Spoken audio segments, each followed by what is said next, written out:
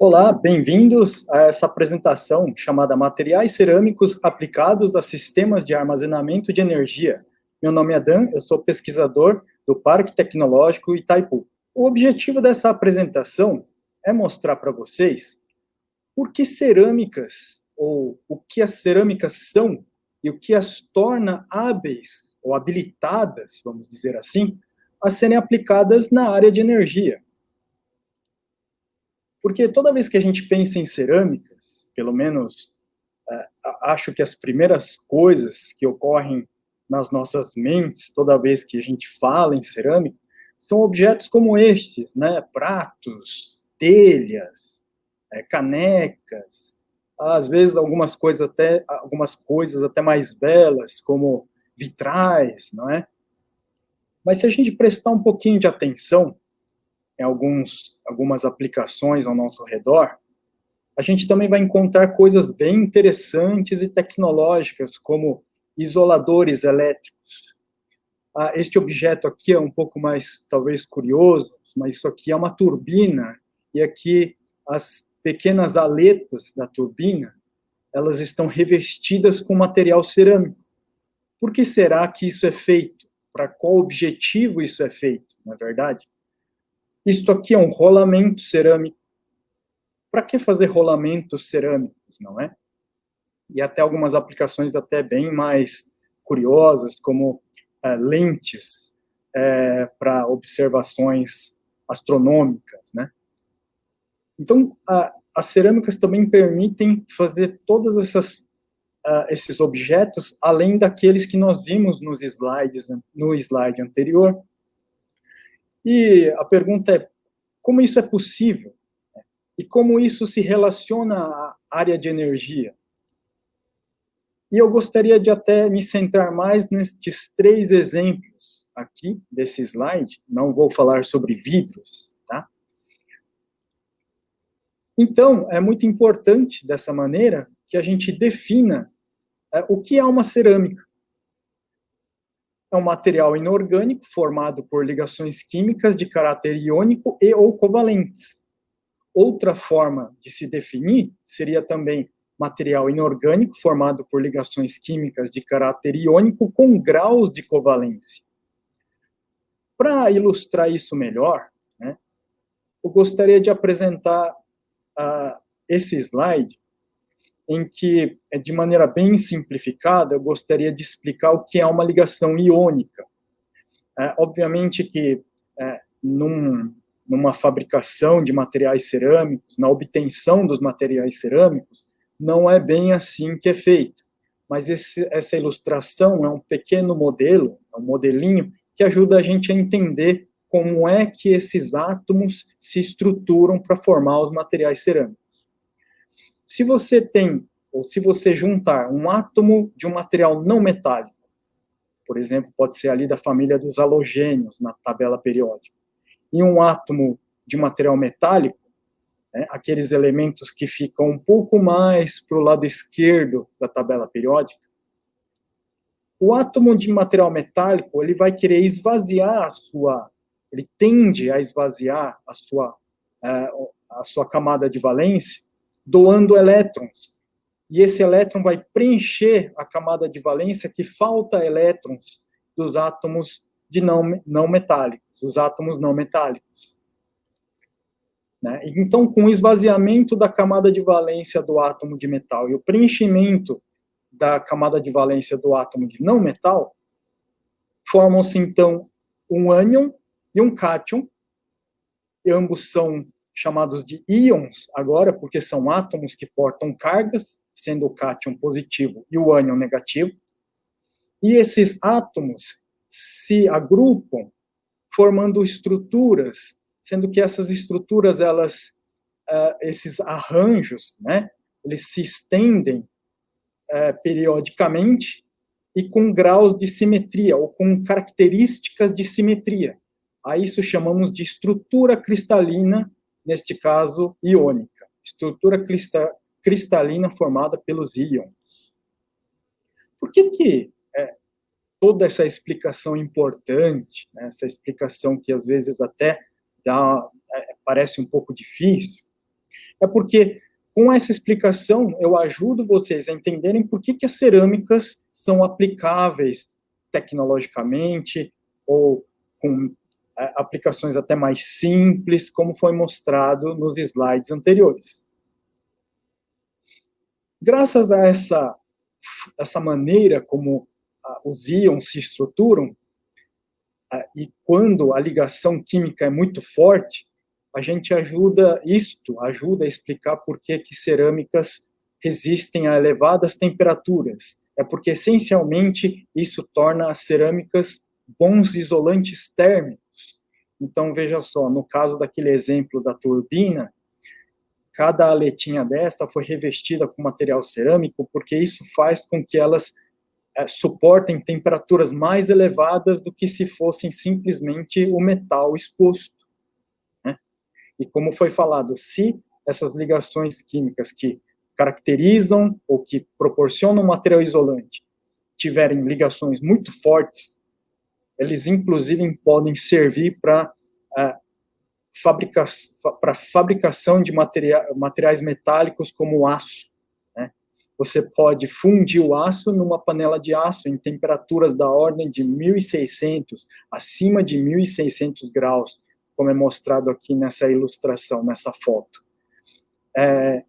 Então, neste caso, não só a característica isolante da cerâmica, mas também o fato das ligações químicas desta cerâmica ser muito forte, essa que reveste essa panela, você pode fundir o aço e tratar esse aço. Esse aqui é um modelinho, tá, em unidimensional, que ajuda a entender um pouco melhor como é que o calor se propaga numa estrutura cristalina, né, dessas cerâmicas. A essa vibração da rede que se propaga, né, essa vibração tem um nome, se chama fônon. E veja só, nesse exemplo aqui de cima, temos aqui uma transmissão de fônons mais intensa do que esta aqui de baixo. Então, podemos dizer que nesse exemplo aqui de cima, a transmissão do calor está sendo muito mais efetiva do que nessa aqui de baixo. Tudo bem? Essa é uma maneira bem simplificada para explicar a condução, mas eu acho que já dá uma boa ideia de como a coisa acontece nas cerâmicas. Como propriedade geral das cerâmicas, elas também, muitas delas, né, apresentam elevada dureza. E por causa dessa dureza é que é possível fazer materiais como estes, objetos como estes, rolamentos. Então, rolamentos que têm um desgaste muito baixo e são muito duráveis, né? Eu gostaria só de esclarecer que aquela estrutura formada pelos íons que nós vimos anteriormente, ela não ajuda a explicar a dureza. A dureza acontece para quaisquer materiais que possuem ligações químicas fortes. Existem metais muito duros. Mas a questão é que quando um rolamento é feito com cerâmica, ou algum objeto que você conta com a dureza é feito com cerâmica, temos alguns problemas. E aquela estrutura que eu apresentei anteriormente ajuda a gente a entender o que acontece. Olha só, graças à dureza que algumas cerâmicas oferecem, é possível até fazer materiais de corte, facas de cozinha cerâmicas, né? Qual a vantagem de se utilizar uma faca como essa? Ela praticamente não precisa ser afiada ao longo do uso. Obviamente que você precisa fazer um corte dentro de condições que não vão desgastar essa lâmina, né? Se você cortar um alimento em cima de uma pedra muito dura, obviamente que o desgaste vai acontecer. Mas, de forma geral, se você fizer o correto uso de uma faca cerâmica, praticamente você não vai precisar afiar ela. Mas aí que tá. O que acontece, né? A gente tem aí uma faca muito bem afiada, cerâmica, mas qual que é o ponto fraco dela? O que acontece se você deixar ela cair no chão, né? Existe uma grande probabilidade de ela se partir em várias partes. E aí, finalmente, eu trago novamente aquela estrutura que foi mostrada anteriormente, e ela nos ajuda a entender por que as cerâmicas se partem em várias partes quando sofrem impacto. Vamos supor que a gente aplica cargas opostas, cargas mecânicas opostas numa cerâmica, neste caso aqui, diretamente na sua estrutura, né?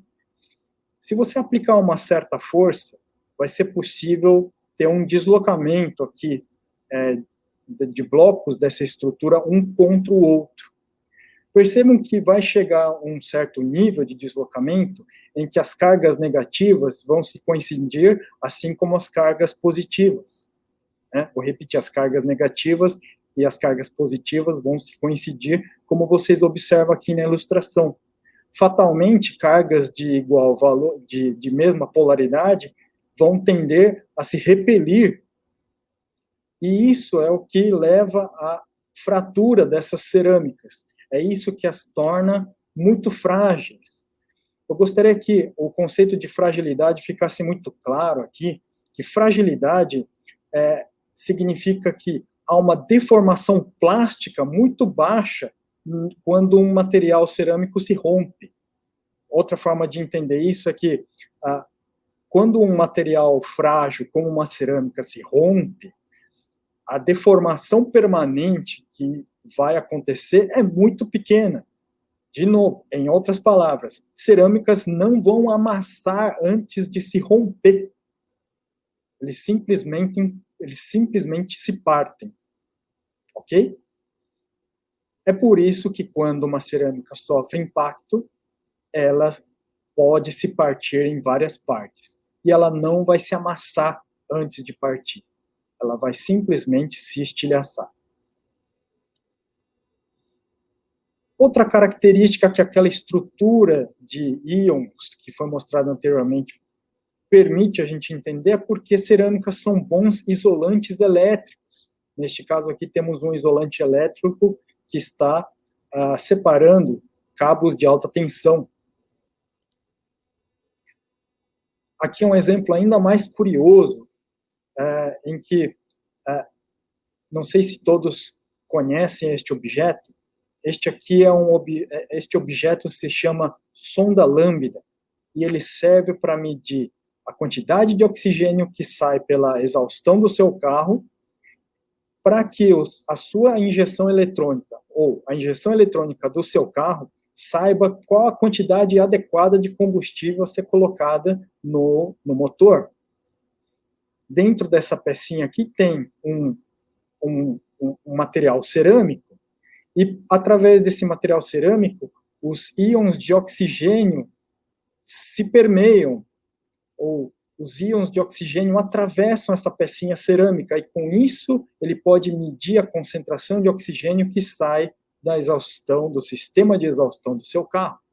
Mas o curioso é entender que esta cerâmica que está aqui dentro, ela é um isolante elétrico. Ela não permite que elétrons se conduzam através dela, mas ela permite que íons se movimentem. Então, ela conduz carga eletrônica, mas não na forma de elétrons, não por uma corrente de elétrons, mas por uma corrente de íons. E é isso que eu gostaria que ficasse claro, que aquela estrutura de íons que foi mostrada anteriormente permite uma cerâmica fazer. Então, novamente, cerâmicas são isolantes elétricos, mas podem ser condutores iônicos.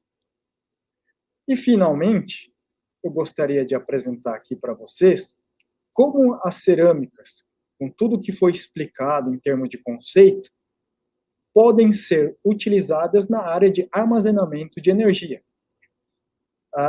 Esta aqui é uma planta solar na cidade de Almeria, na Espanha, tá?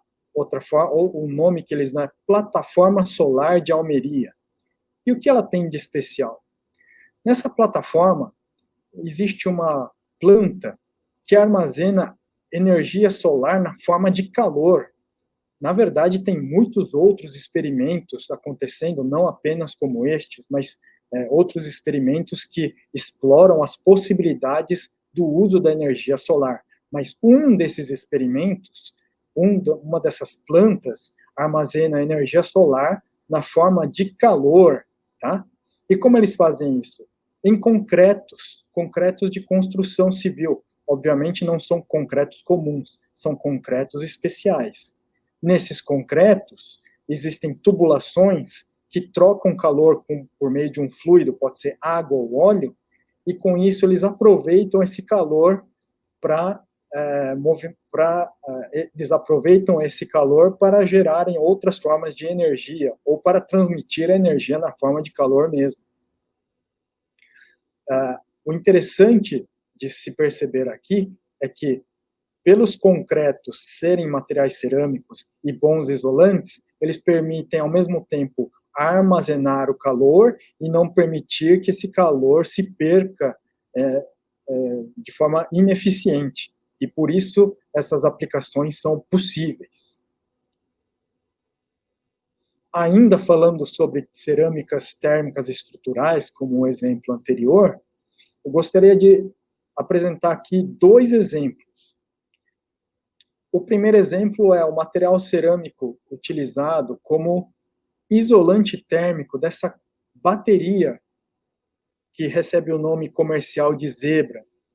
Por que é necessário colocar este isolante térmico aqui ao redor das células dessa bateria, das células eletroquímicas dessa bateria? É porque essas células elas precisam ser aquecidas a temperaturas da ordem de 270 a 300 graus. Então, para que essa temperatura seja conservada no interior dessa bateria, são aplicados estes materiais cerâmicos porosos. Então, novamente, eu gostaria de justificar pela propriedade isolante da cerâmica, que foi explicada pela estrutura que nós mostramos anteriormente, tá? É possível fazer essa conservação do calor. Eu falei, né, no início desse slide que eu vou apresentar 2 exemplos, mas um exemplo era de cerâmicas térmicas estruturais, esse aqui que nós acabamos de mostrar para vocês. O outro exemplo é de uma cerâmica condutora iônica que está dentro da célula eletroquímica dessa bateria, que está sendo representado aqui pela cor azul. Essa cerâmica se chama alumina beta. Aqui temos aqui alguns nomes para que vocês saibam identificar as partes básicas de uma célula eletroquímica dessa bateria chamada Zebra. Temos aqui uma carcaça metálica, que serve para fazer o contato elétrico, um coletor de corrente, que é para fechar o circuito no interior do catodo, tá? Ela serve para coletar a corrente, exatamente esse é o nome, né? Para fazer a condução elétrica no interior do catodo. Como já foi falado, a cerâmica condutora iônica de alumina beta, e o anodo, que é basicamente toda a conjuntura aqui do lado externo, do outro lado da cerâmica de alumina beta. De forma bem simplificada, eu apresento as partes da célula eletroquímica para vocês dessa maneira. Tudo bem até aqui? Então, o que acontece? Como é que eu gostaria de demonstrar para vocês a importância dessa cerâmica condutora iônica da seguinte maneira? O que acontece, então, se a gente ligar a célula na força, numa fonte, né, para o seu carregamento? Vai haver um descarregamento do catodo, dos componentes ativos do catodo. O níquel vai se oxidar e vai formar o composto chamado cloreto de níquel. O sódio, que se dissociou do cloreto de sódio, ele vai atravessar na forma de íon sódio a cerâmica condutora iônica e vai se acumular no lado do catodo, ou no compartimento do catodo, como sódio metálico, da maneira como esta animação mostra. Isso é possível por quê? Porque nessa cerâmica condutora iônica chamada alumina beta, que está ilustrada em azul, é formada por essa estrutura de íons. Como é que essa estrutura permite a condução do sódio? Temos aqui alguns blocos de íons de alumínio e oxigênio como eu mostro aqui com o cursor, e alternadamente a cada bloco, temos aqui alguns íons de sódio, que está com a cor roxa. Esses íons de sódio podem se movimentar nessa estrutura formada por todos esses íons aqui, estrutura iônica da alumina beta. Então, esta cerâmica é condutora iônica, mas ela separa eletricamente cátodo do anodo.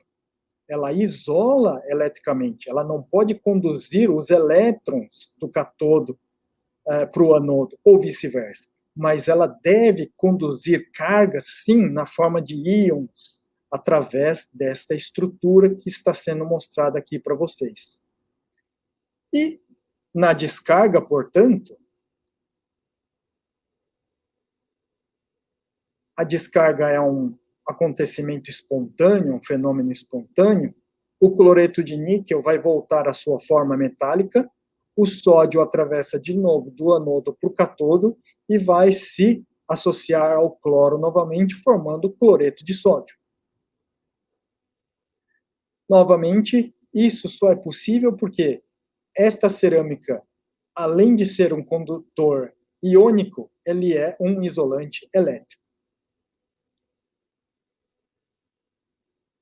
Fazendo agora as considerações finais, gostaria de que tenha ficado muito claro que as cerâmicas permitem aplicações diversas, desde objetos muito comuns do nosso cotidiano, até alguns objetos ou aplicações um pouco mais sofisticadas, e inclusive na área de armazenamento de energia, como foi mostrado para você.